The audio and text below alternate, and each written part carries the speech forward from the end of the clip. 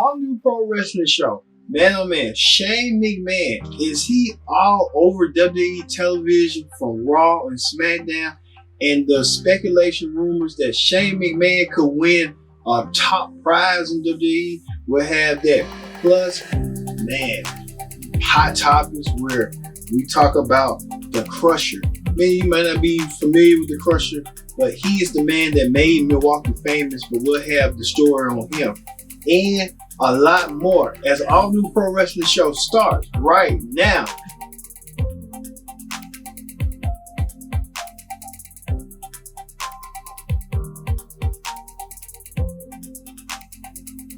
Hello everyone, welcome to the Pro Wrestling Show. I'm your host always, Kendrick Dix here. Glad you're here.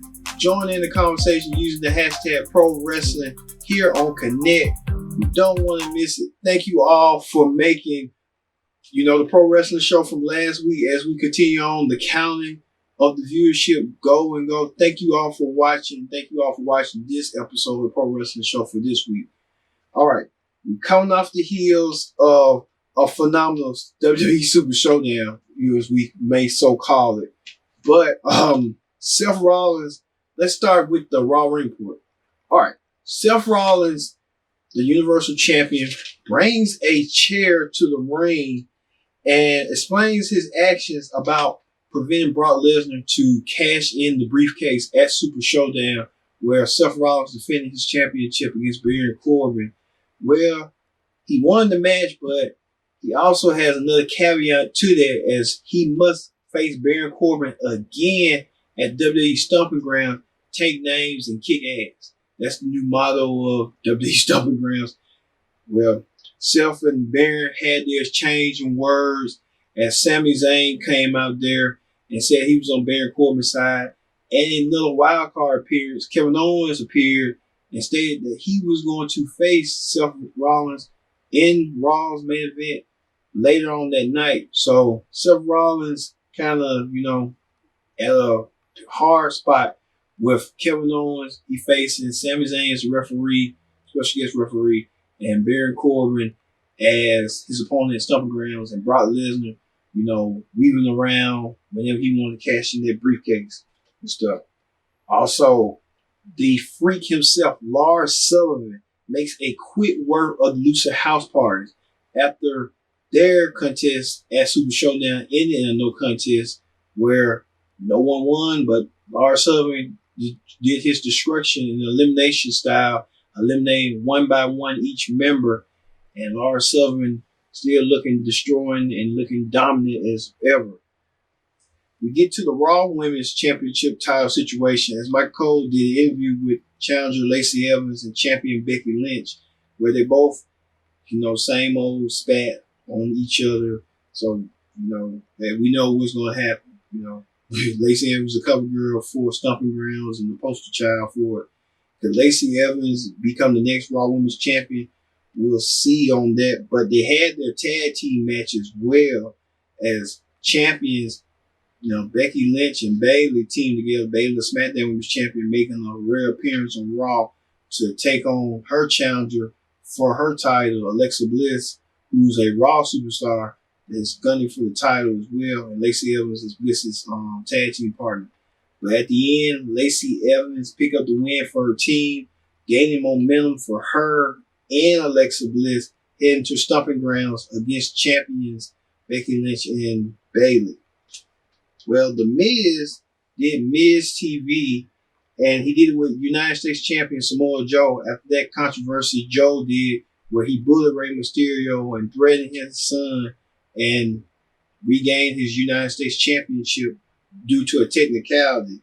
Well, Joe didn't want to be berated by Miz's tough questions of him. So Joe and Miz was about to rough it up until Braun Strowman made an appearance after they had some unfinished business not too long ago. And Lashley came out there, Ricochet came out there, Cesaro came out there.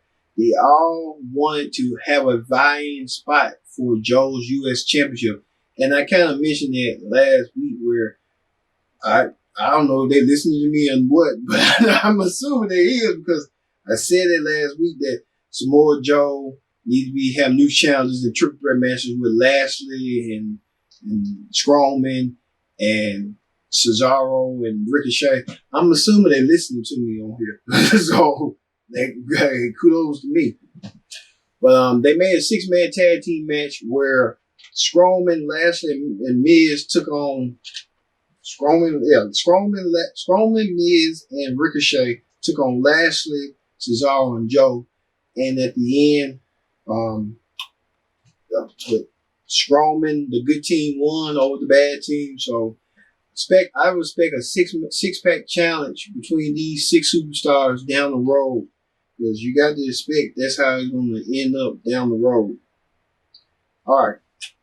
The 24/7 championship, this is what I call like an update, where R-Truth and Carmella with their shenanigans leading coming to Raw, leading the pack, and all of a sudden the superstars chasing them 24/7.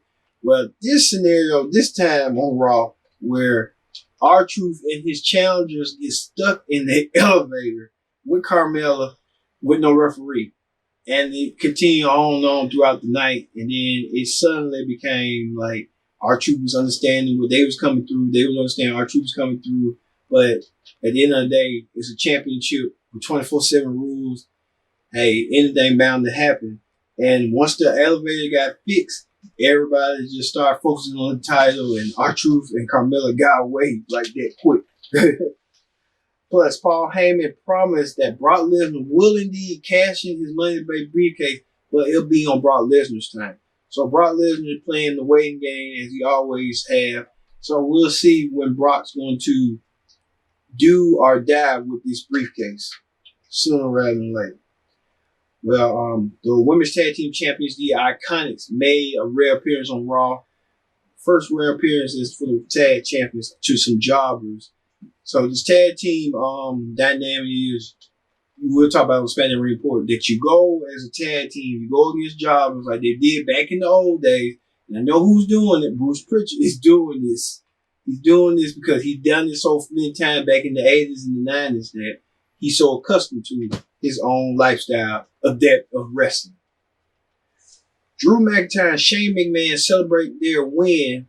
So they celebrated the win where Shane McMahon won over Roman Reigns at Super Showdown. And they toasted, but the Revival interrupted and wanted to join in the party. But Shane and Drew told them like, hey, you got to win your match to join the party. But Revival did that. They went against tag team champions Ryder and Hawkins and the Usos. And I told you a long time ago, you watched the show previous, that why ain't the Revival and the champions and the Usos chasing them? Well, I guess they'll be listening to me. And now the Revival are newly WWE Tag Team Champions for the second time. Now it's like the Usos was going close to winning, where Jay hit the splash on Zack Ryder. I think Wilder got involved and pushed tag, made a blind tag, got the win, 1, 2, 3, and Revival are your new tag team champions. Expect the Revival and the Usos going forward for the Raw tag team titles, which it should have been in the beginning. And the Firefly Funhouse. What a weird scenario episode it was, where Bray was channeling a whole bunch like a clown or something like that with Chris Jericho with the makeup, if you remember. But Bray and Ramblin' Rabbit was going to expose Bray, and Bray caught wind of it and killed Ramblin' Rabbit and made him look like a can of jelly. So Ramblin' Rabbit has been dead twice on this show. It's Mr. Rogers' theme type show. And it gets kind of weird and sick each week. So it gets interesting to see what's going to happen next. So keep your fingers crossed. Because Bray Wyatt did invite R-Truth to come on this little playground. So I don't know if it's truth on accept it or not. He might bring the 24/7 championship. That might be his own safe haven, if you ask me. And finally, the main event. The main event was the Universal Champion Seth Rollins one-on-one against Kevin Owens with Sami Zayn, special guest referee, back and forth. Rollins wins the match, but kept his eye on Baron Corbin, and he's keeping his close eye on Brock Lesnar. So Monday Night Raw was so. It wasn't big, especially like that. It was just a regular show. All right, that ends the Raw Ring Report. Let's move over to the SmackDown Ring Report. On the SmackDown Ring Report, Shane McMahon is back at it again. It's like a continuity issue with Shane McMahon coming on both shows. He was on Raw celebrating his win, his victory over Roman Reigns. He come on SmackDown, and he forces The Miz to host Miz TV, where Miz was a wild card, to ask the tough questions to Shane and stuff like that about being best in the world. And Miz turned around and said, "You know what? I'm tired. You be using people." It was just like they're using the same scenario over and over again of that long-term storyline between Shane and Miz, that having that crown jewel all the way to Royal Rumble, winning the tag team titles with Shane, to Shane betraying him at Fastlane, and now Shane, the best in the world and stuff, and Shane was with Drew McIntyre and Elias. So Shane cuts a deal with the Miz and say, you know, hey Miz, if you can defeat Elias and you beat him, you defeat Drew McIntyre, you beat him, then you'll get me. Miz went against Elias, won against Elias, lost against McIntyre, and Shane still gave him an impromptu match, and Shane defeated him with that choke or something like that triangle choke. But there has been rumors on the rumor mill as lately that Shane McMahon could possibly be the next WWE champion. Well, it's been heavy rumors as late, rampant. And we want to know what y'all think. This is our poll for this week. Do you think WWE is going to execute Shane McMahon to be the next WWE champion? Could we see the first ever father-son WWE champion? Now, way back when Miss McMahon 20 years ago won the Royal Rumble, and then fast forward a couple months later, became the WWE champion under some crazy happenstance where Shane McMahon was involved. And could we see that 20 years later as Shane McMahon, with the storyline, they're pushing him so hard and heavily, could he be the WWE champion? That's just, you know what? They should not pull the trigger on that, but if they do, don't be shocked nor surprised on that. So, all right. Speaking of that, we talked about tag team continuity with the Iconics. They had the same scenario with the SmackDown tag team champions. Daniel Bryan, Rollins coming out talking, and then they cut a promo, and then they say that they want a shot against any tag team. They go against the Yo-Yo County tag team champion. They was jobbers.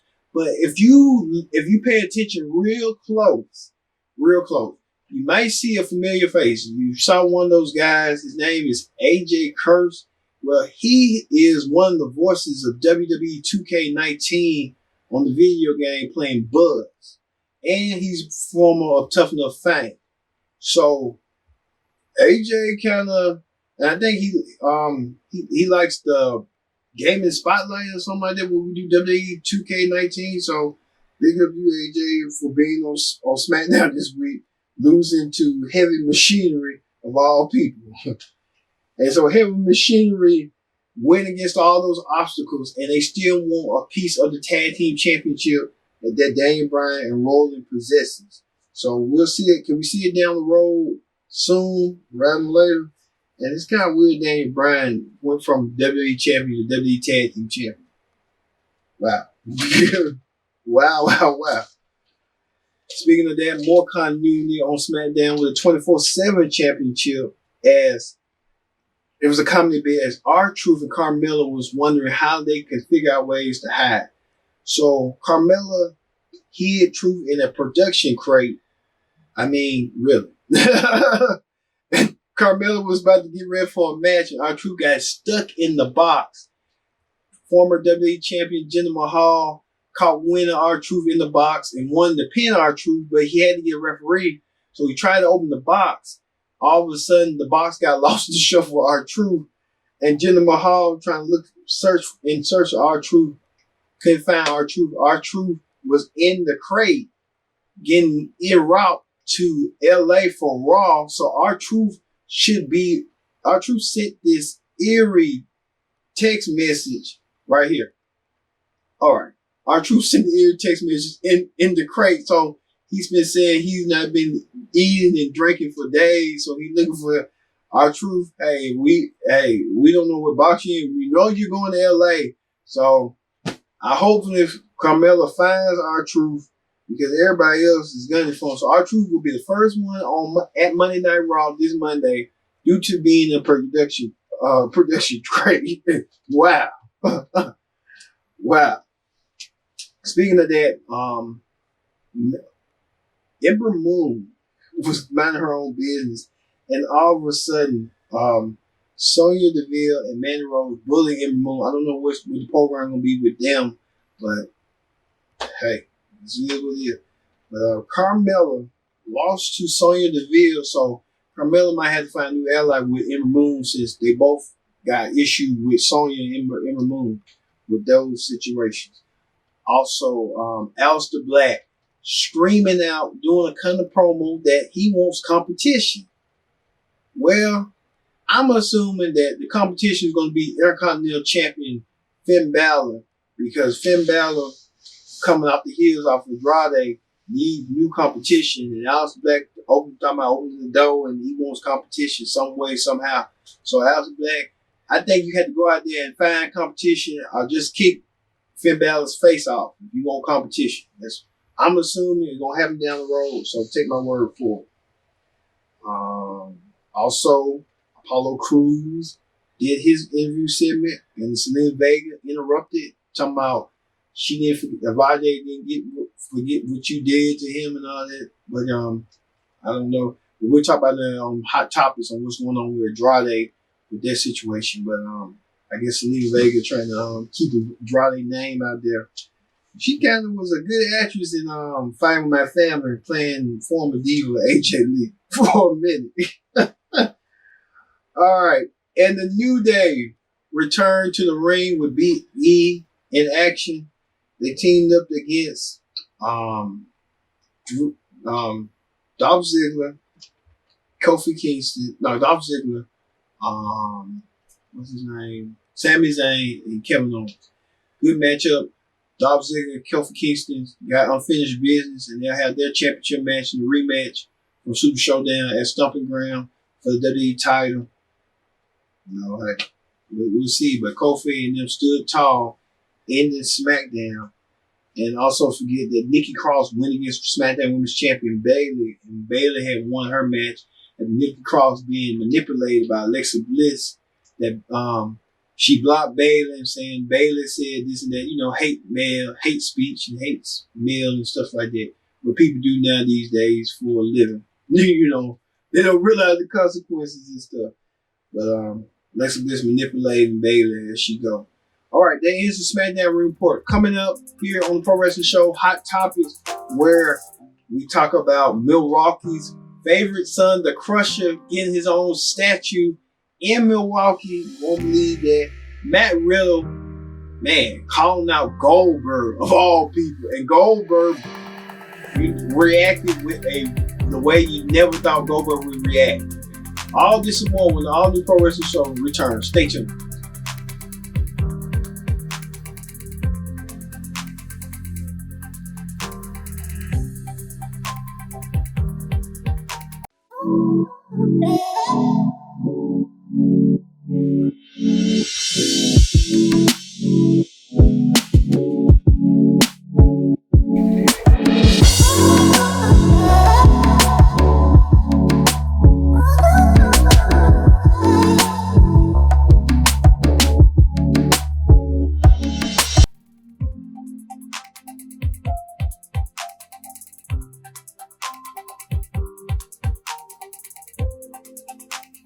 Welcome back to the Pro Wrestling Show. I'm your host, always, Kenny Dix. Glad you're here. Glad you joined in that conversation using the hashtag Pro Wrestling Show here on Connect. Man, let's get to it. Let's get to Hot Topics. All right, on Hot Topics this week. Man, oh man. All right, many of you fans are not familiar with this wrestling name known as the Crusher. Well, he performed in AWA and WWE back in the early heyday, but mostly AWA. Well, news affiliate WISH in Milwaukee, ABC affiliate, had the news report. Watch this. 3, 2, 1.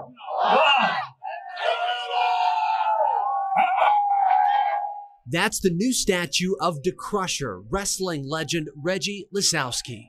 He's portrayed in his wrestling trunks, hoisting a keg of beer on his shoulder.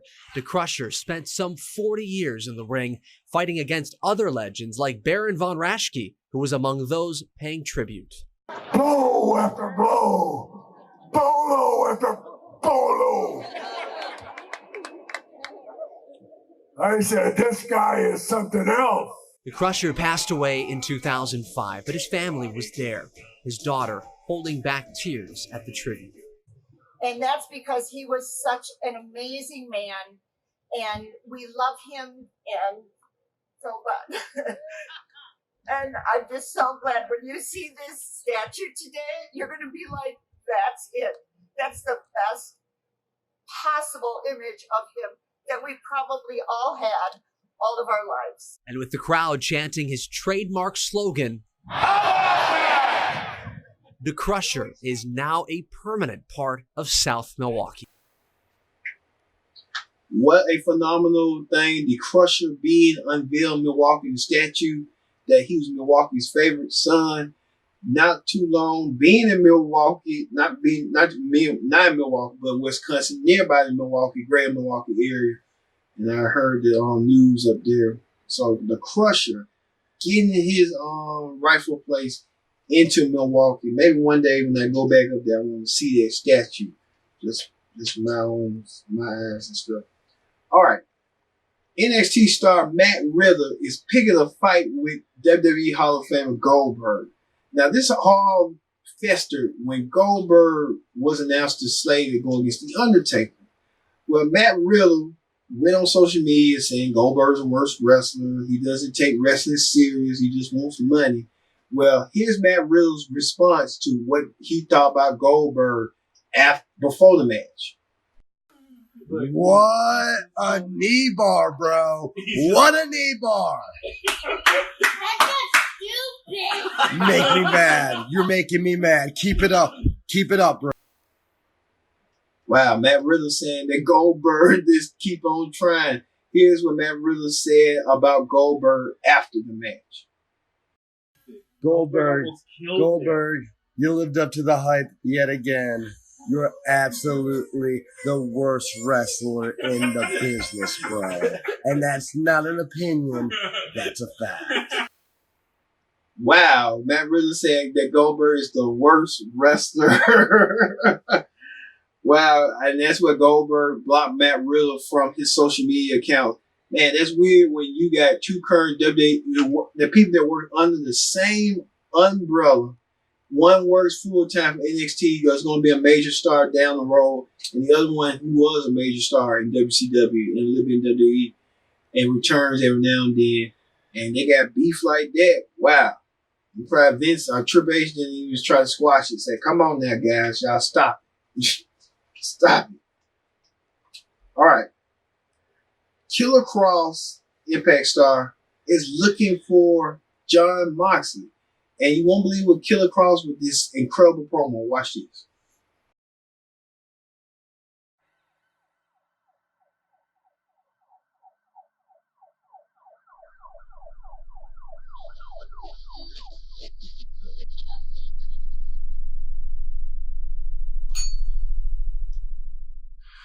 Terrifying moments, bank robbers, lead police on a wild chase. The boss. You call the cops on this one? Where are your cops going? What's banging to do? Almost every squad car in town chasing. Gentlemen, some very fascinating information has just been brought to my attention. Apparently, there's a lunatic on the loose here in my city. Some guy running around talking about time, change, paradigm shifts. Apparently, carving hourglasses into bar tops just like this. Establishments just like this. You fine gentlemen would happen to have seen him roaming around here recently. What are you, a fucking cop? What? You're supposed to scare me? As I was saying, if you could be so kind as to deliver a message for me.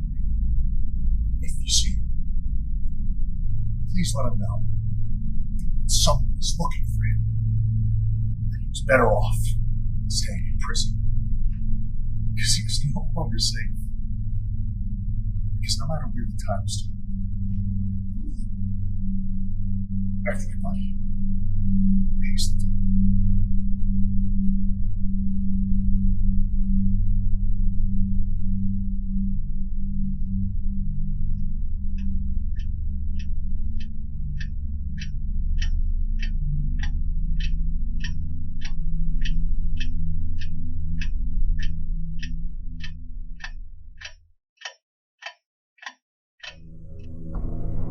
TikTok.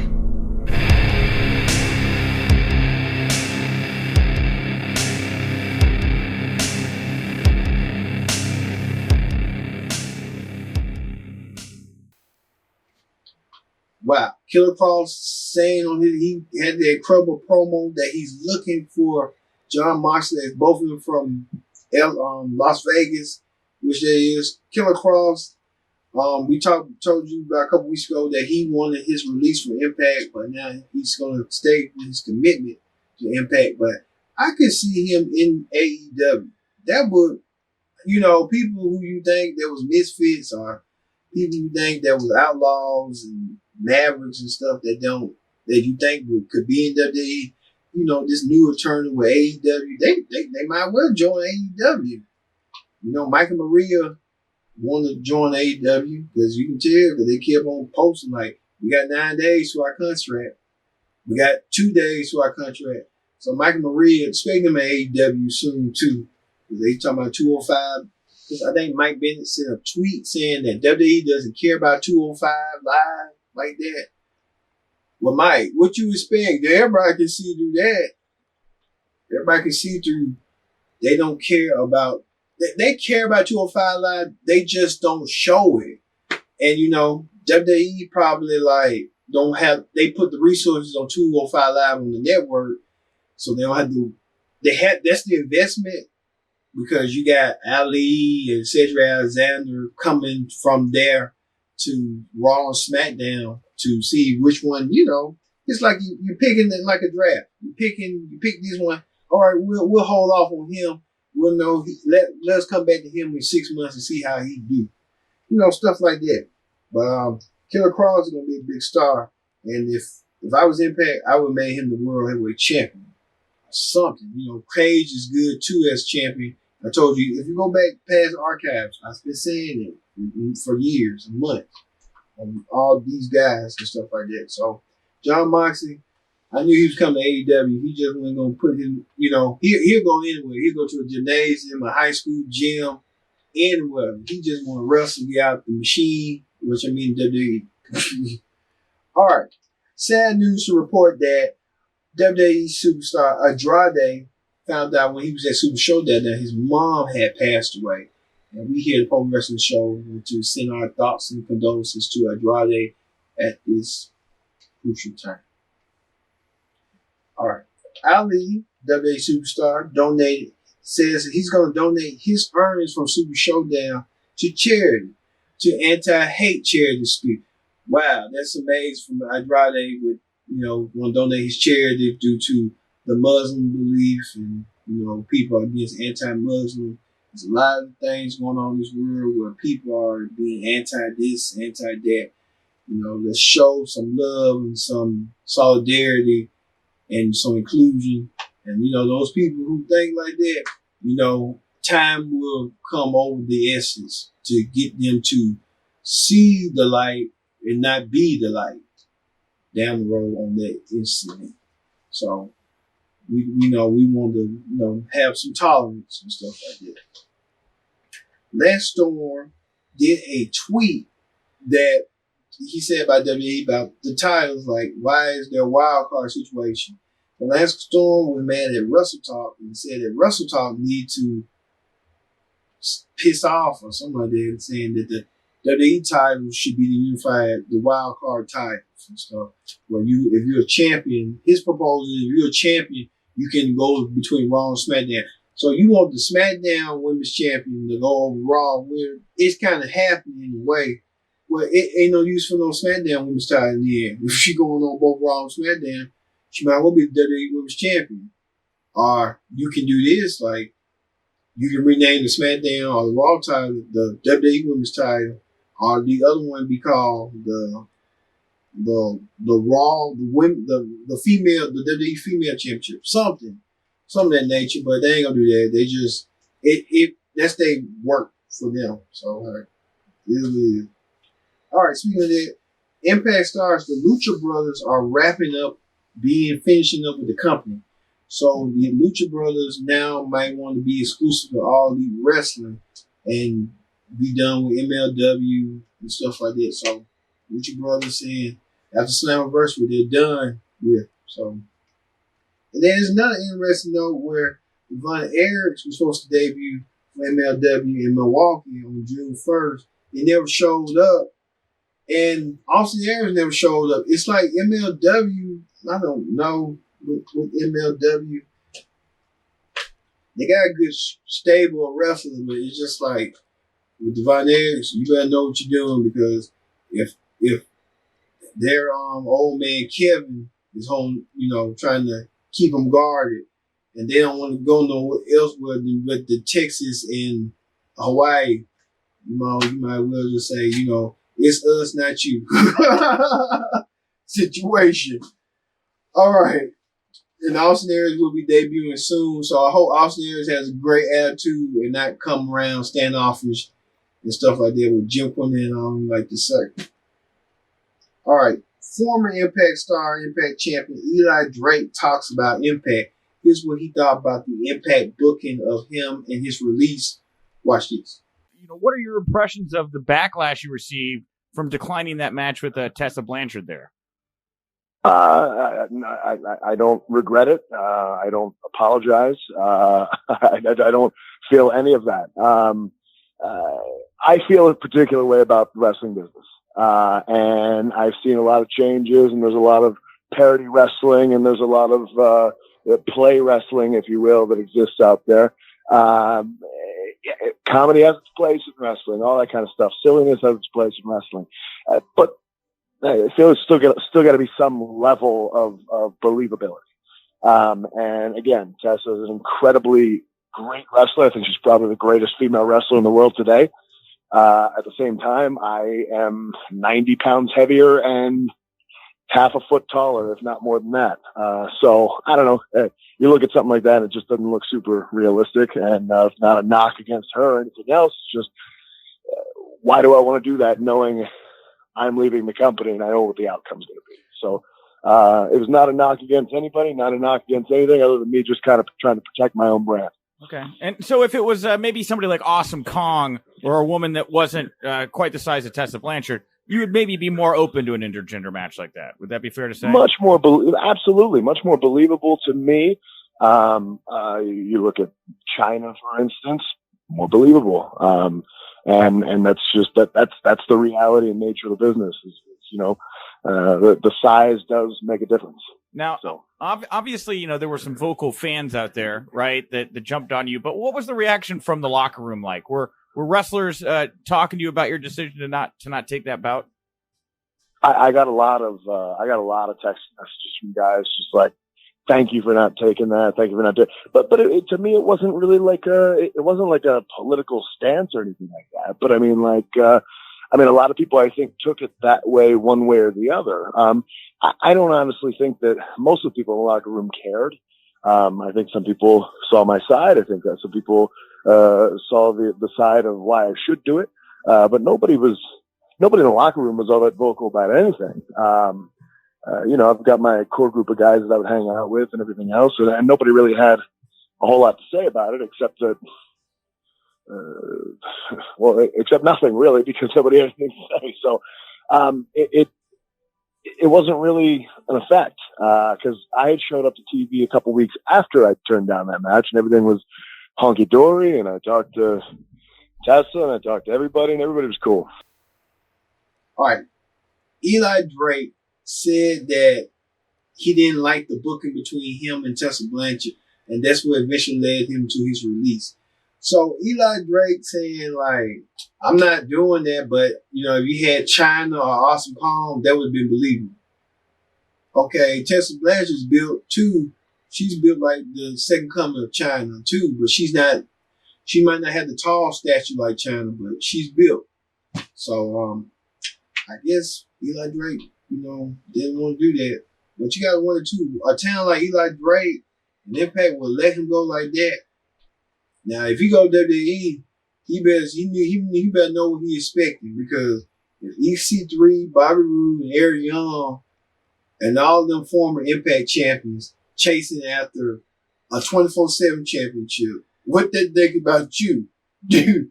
And then you got to think about Samoa Joe, AJ Styles, a whole list of folks. Even Jeff Jarrett backstage WWE. WWE just want to use y'all from your heyday in your past, like parodies of yourself, but they ain't doing nothing with y'all when y'all was at the original company, TNA. So, you got to think about that. Now, you might want to go the second option with AEW, since they got a new TV deal with TNT, and TNT ain't been doing wrestling within, nearly 20 years. Go with the second option rather than the first option. You'll be a top star in AEW, I promise you. Cody and the Young Bucks make it a problem, because they need more. They like how Hulk Hogan was. Hulk Hogan needed monsters. That's why they need Kenny Omega. Kenny Omega needs more people to play with. So when he get done with John Moxley, he'll have you to play with, and then you become big. You'll be up there with Kenny Omega rather than being WWE chasing for a 24/7 championship. Think about it, Eli. Think about it. All right, Booker T spoke on his podcast about the Goldberg Undertaker debacle, and you won't believe what the bookman said. Watch this. One of the greatest technical, bouts that you ever seen in your life or anything like that. It's true. All right, you know what I mean. So let's talk about it. Let's give a little overlay. First and foremost, Bill Goldberg. He's never been known for his technical skills or not anything a technical like wrestler at all. No. No more for energy, intensity, impact. Almost somewhat like the Ultimate Warrior. But Ultimate Warrior had, with certain guys, he had a little bit longer matches, you know what I mean? Like with Mach, Hogan, it's a couple of guys, Andre. Exactly, he had a couple of matches with, but kind of like the Ultimate Warrior, you know what I mean? So these were guys that were there for mostly their energy level, getting the crowd to a maximum pitch, where the people say, oh my, this is something different. And I tell you, when Goldberg first stepped on the scene, he was the first one that had a MMA feel to him. Right. The music. Goldberg, I don't know if he cracked his head on the turnbuckle. That's what he said. Turnbuckle pole or not. I don't know if he was working us or not, but if he wasn't working us, brother, it seemed like everything went out of the window right after that. And it could have been just the acceleration from him running from one side of the ring to the other, because that's all it takes sometimes, you know what I mean, to blow yourself up. Yeah. And you think you got it. He said on Twitter he knocked himself out. When he did that. You know what I mean? Which he's actually done like 2 or 3 times before that too. Well, it seemed like you would learn from the first time. You know what I mean? But to go back to it, he's about intensity. That's what makes Goldberg. Yeah. And if he's not going to be intense, then he's not Goldberg. Well, that's true too. But like I said, he could have, convinced himself that he could actually go out there and pull that off. Mm-hmm. You know what? And I've seen it before. That's what men do. I was just looking at Zab Judah, when I had a fight just last week, Friday, New York City, I think it was, and 41 years old, and he still thought he had the juice to go out there and perform. And a guy who I'd never heard of put Zab Judah in the hospital where he had bleeding of the brain, where he could have actually died. That's what you got to understand. What you could do when you was in your 20s and 30s, and for me, even when I was in my 40s, because I was in my 40s at King Booker, the most noble, the most royal, the most majestic king of them all, and I was almost at my peak. I was in my prime. You know what I mean? But try that now and see what happened. All right, Booker T saying that. The match was the match, but, Booker, you just saying that because you the company man. You work for WWE. People were saying that it just didn't go as planned for Goldberg and Undertaker. Both of them are in their 50s and they're still active in the ring. Yeah, you know what I'm saying? You got to, WWE know what they're doing. They want to keep the nostalgia going, but nostalgia had ended by the last few minutes of the match. So, Goldberg and Undertaker. Yeah. All right. It's official. Jon Moxley will take on Kenny Omega at AEW's All Out. Now, this is their pay-per-view when they be here in Chicago. Man, Chicago, woo! You do not want to go to Chicago. If you don't know what you're doing in Chicago, when it comes to traffic, you got to stay focused.